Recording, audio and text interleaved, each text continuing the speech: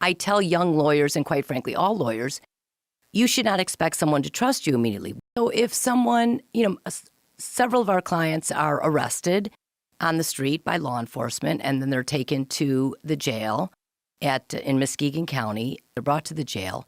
And that next day, usually, if it's a Friday, we will meet them on Monday. But if it's Monday, they get arrested, we'll usually meet them on Tuesday, and my lawyers talk to them.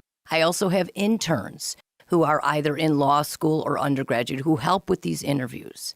And we ask them questions to get to the root of, who they are, where they live, who their family is, who's dependent on them.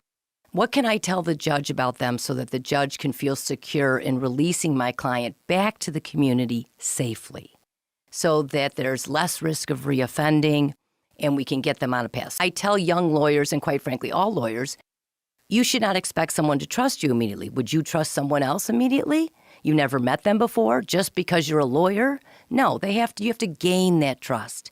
So you start building that relationship with the clients, gaining the trust, and that's the first interview. It's the clients who, don't feel they got a fair shake, or their lawyer didn't talk to them, their lawyer didn't tell them everything, and have constant communication and build that trust.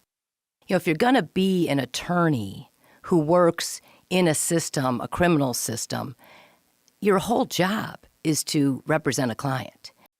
And when I come to work, and I tell the lawyers this every day and all the staff, you come to work and you think, if I was the client, what would I expect from my public defender? What would I want in my case? Would I want one lawyer on my case or two? Most likely two, second set eyes. Would I want a social worker to interview me and help me with my problems that got me here? Definitely. Would I want an investigator to investigate my case? Go take some pictures, interview witnesses, of course.